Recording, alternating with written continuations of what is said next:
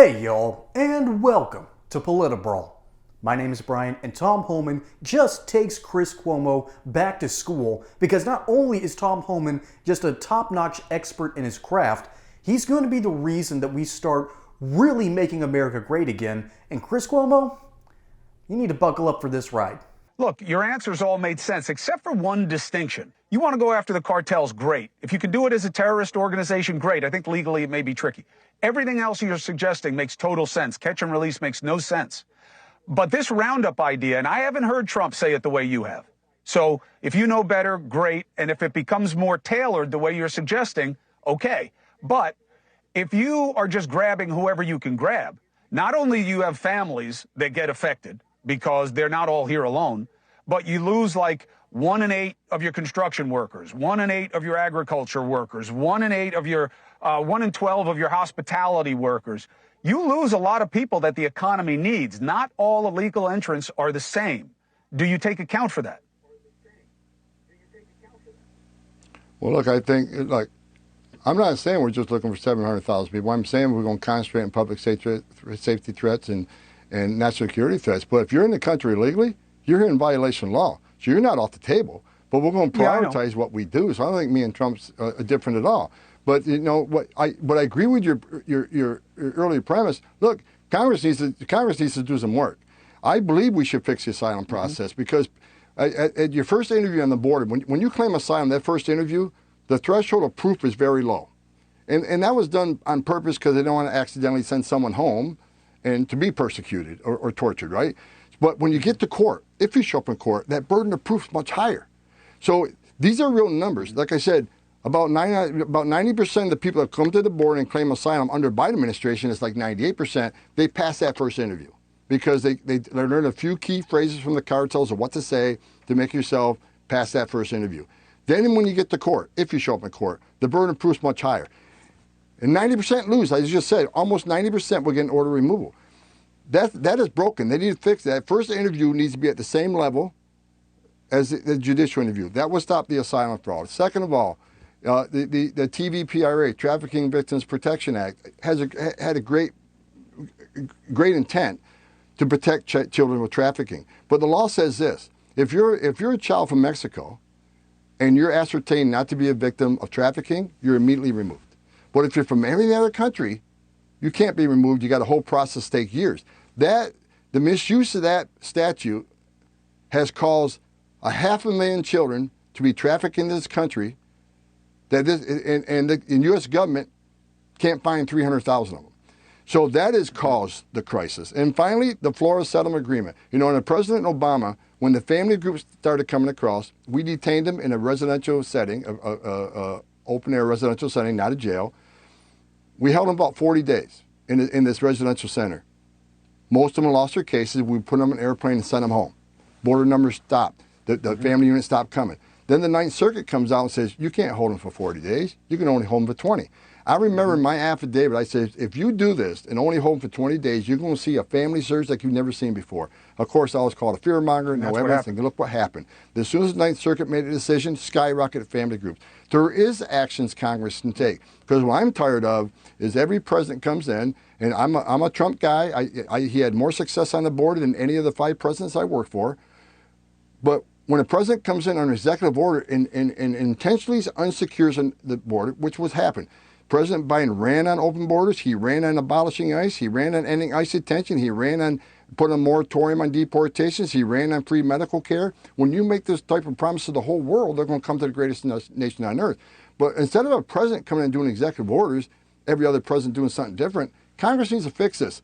We're not going back and forth and being a ping pong on immigration. Look, immigration enforcement is very controversial. It's very emotional. I get it. But we have to secure the border because a secure border is going to save lives. Y'all, something I don't think we fully understand yet, and something that I'm just starting to notice, and just bear with me here for just a moment. We're seeing an unusual arc, so to speak, for Chris Cuomo. Chris Cuomo, I think about 4 years ago, would have had this interview with Tom Homan, and he would have been interrupting him left, right, and center. There is no world 4 years ago when Tom Homan could go onto CNN, onto the Chris Cuomo News Hour, whatever the name of the segment was, and there's no world where he wouldn't get interrupted and just stop dead in his tracks. That's what the media used to do. Except Chris Cuomo now has a new job. He has a news station. He has a new show. And on that show, and I brought this up a couple of times on this channel, and I love just noticing things.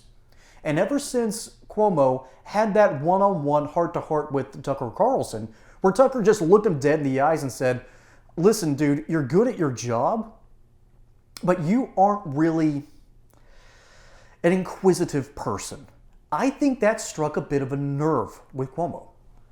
I think it got him to sort of realign his brain. I think his brain chemistry quite literally shifted into a new gear.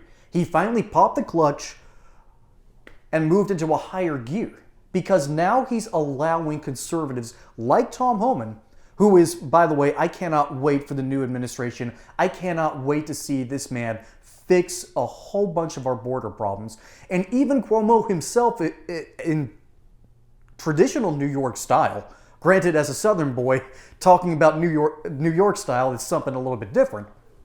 But in this traditional New York, not the forget about it kind of attitude, but, well, just get it done, do your job kind of mentality, it comes out there very briefly, and he lets Tom Homan talk.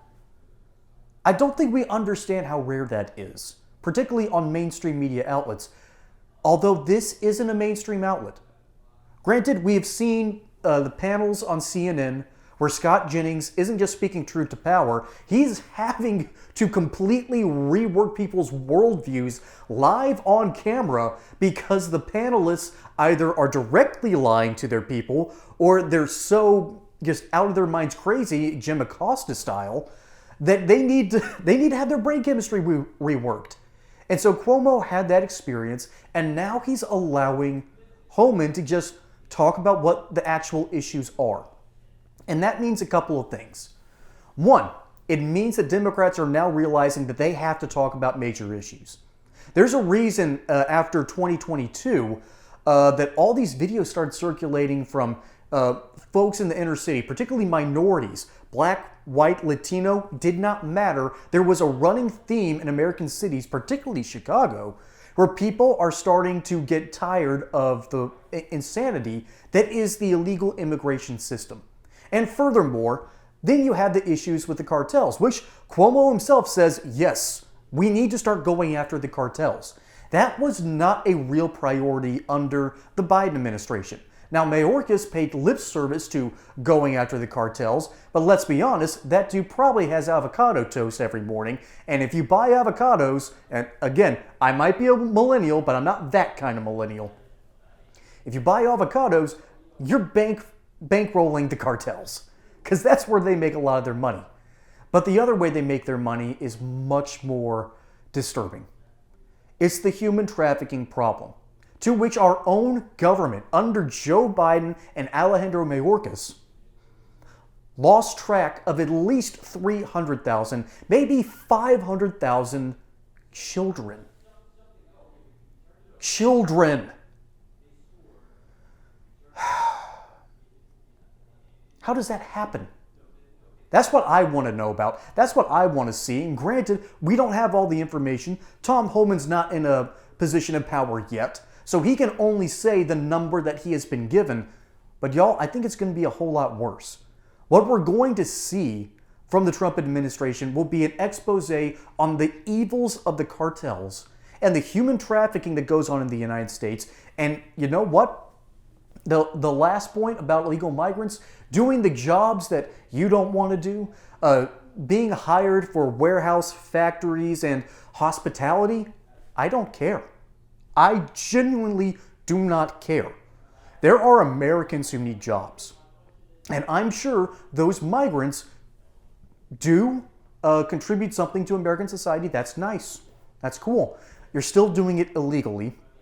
And we need to start having a conversation of what do we do with these people? What do we do with them? Do we find them? Do we deport them? You know what? Let me know what you think is the best policy when it comes to illegal migrants. Because there are good workers. I've met some. I've worked alongside some. I've also worked alongside some bad hombres who have probably been deported because the government does know. They know, but they won't do anything. That's going to start changing very, very soon. And I can't wait to see what Tom Homan does. And I can't wait to see where this arc with Chris Cuomo winds up. Because currently, he's starting to show himself to be much more a genuine journalist. I am very happy for him. And I'm happy that I get to cover guys like Tom Homan because it means that America is getting the solutions that we have been begging for decades. And it's finally starting to happen. This is the kind of arc I like to see. And I hope you all enjoy it too. Folks, my name is Brian. Hope you enjoyed that segment here on Politibrawl. Don't forget to like and subscribe. Catch you on the next one. And until then, y'all have a good one.